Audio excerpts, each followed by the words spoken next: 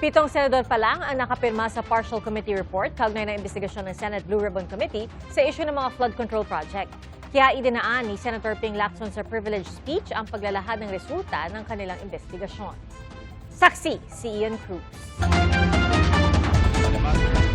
Sa isang privilege speech, sinabi ni Senate Blue Ribbon Committee Chair Ping Lacson na matapos iikot ng 3 buwan ang partial committee report kaugnay sa skandalo sa flood control projects, 7 senador lang ang nakapirma dito, kulang ng 2 sa kinakailangang 9 na pirma para maipresenta ito sa plenaryo ng Senado.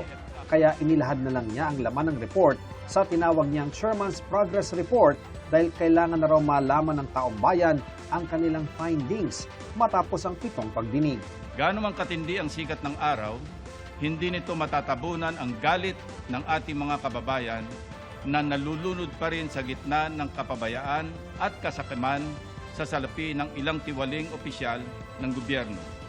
10 ng kanilang mga kasapakat na kontratista dulot ng flood control scam. 11 kaso ang nirekomenda para sa preliminary investigation para sa kasong plunder, graft, malversation, direct bribery, money laundering at iba pa.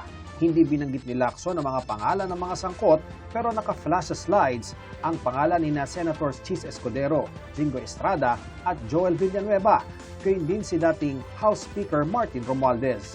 Our recommendations are, by design, recommendatory and conditioned on independent investigation.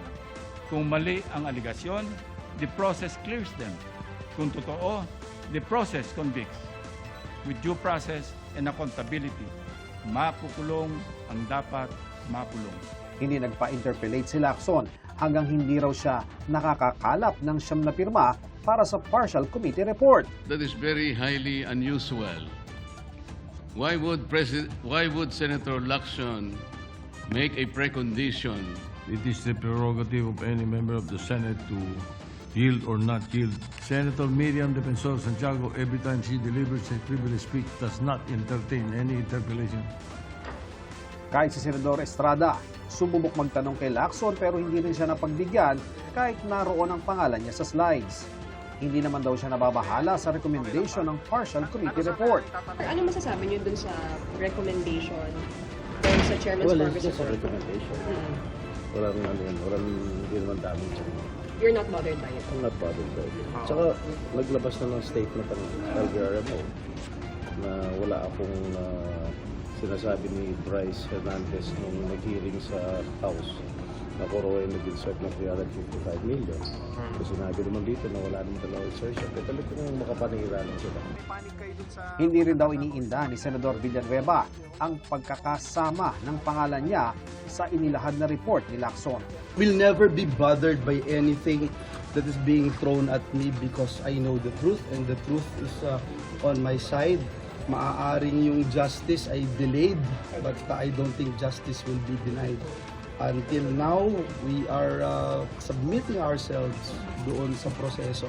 Mabigat, mahirap, but I will not allow anyone to put me in a position as their punching bag. Hinihingan pa namin ng reaksyon si Senador Escudero at Congressman Romualdez. Ako si Ian Cruz, ang inyong saksi.